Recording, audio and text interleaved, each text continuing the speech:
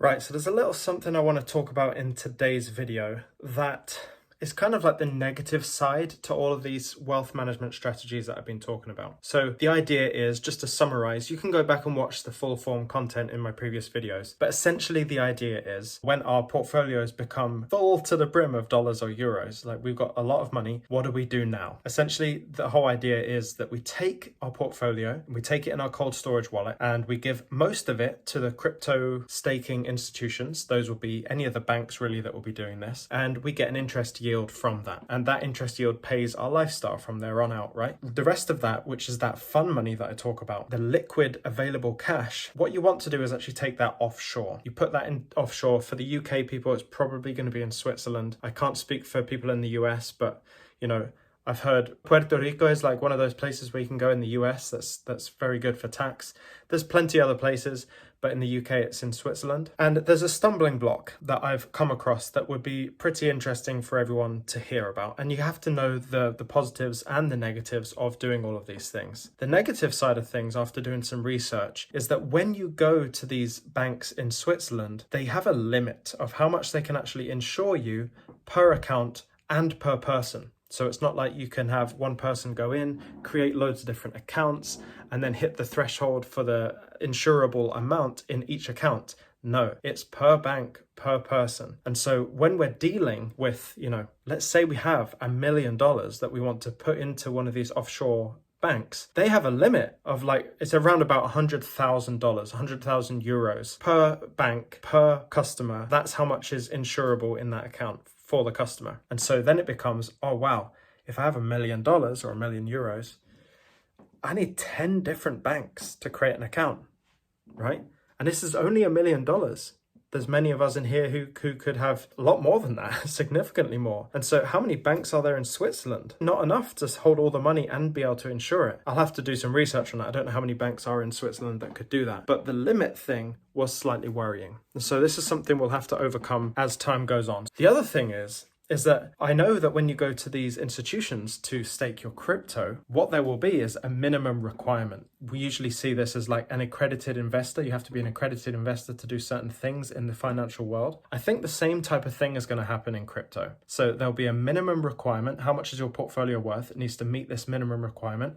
I actually think that minimum requirement is going to be about $100,000. I saw that somewhere. I can't cite where I found that, but it may be close. It may not even be at all close.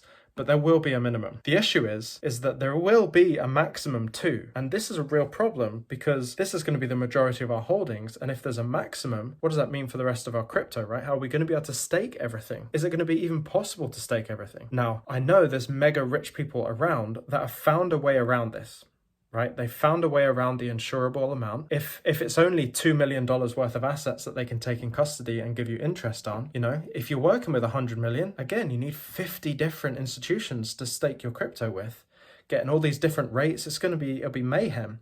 It's not something for you to worry about because that'll all be handed off to your accountant or accountants. A team might be required for this, but it's something to think about. It does make me think that when we're looking at the amount we need to stake with institutions, maybe that amount just has to be wherever the limit is to be insured, or you have to accept or be liable to the risk, right? And so if their limit is $2 million and you have $3 million in there, because they're not stopping you with the amount of money you can have in your bank or staked, right?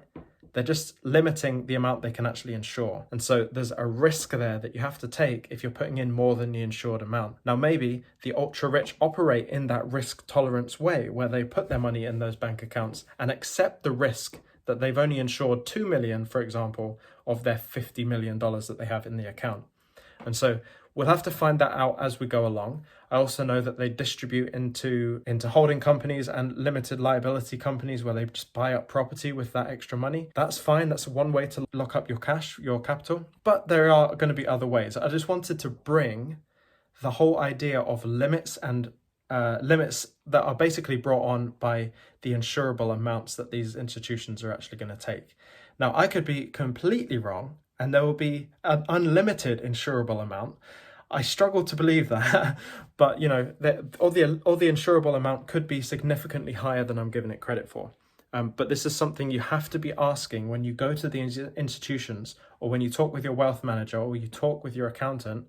You need to be asking, what are the limits to the insurable amounts at these institutions that I want to stake my crypto with, give my custody of my crypto, or have this liquid cash in these offshore accounts? These are all things you have to think about. Just thought I'd bring that. I know it's a relatively short video, but really, really important. And so if you know anyone who's holding XRP, who's going to need some help like this, because this is uncharted territory. People in this space, in crypto, aren't talking about what happens after. 99% of people will leave when XRP hits $10, right? So there's only 1% of those people left. And then what percentage of people are actually going to lose all of the money that they've made because they didn't manage it afterwards? So that's what this is more about. So if you know anyone in XRP, share this video with them, let them understand where this is going, show them all the other videos, of course, thank you very much, and just let them know that this is information you might need to have. Watch and subscribe and watch the future content. This week is going to be crazy with content. I'm going to try and fill as much of the week as I can with content that's ultimately going to help, mostly because there's a sense of urgency here. I feel like we're getting to that point where we see that breakout, and I want to get as much content out here as possible, because once this content's out, I won't be repeating it. If the price goes shooting up, the focus is going to be getting everyone in here over the line so that they can manage their assets. And once everyone is over the line, we've all got our plan, we've all managed our assets, we've got our accountant, everything's in place, there's not much more left for me to do.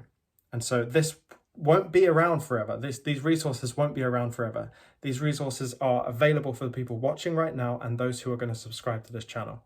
Do your research on your offshore accounts. Try to find some limits of the bank accounts that you're looking at. Make sure you store that as one of the questions that you ask to your team when this is all gone crazy, okay? Stay emotionless out there. I'll see you in the next one.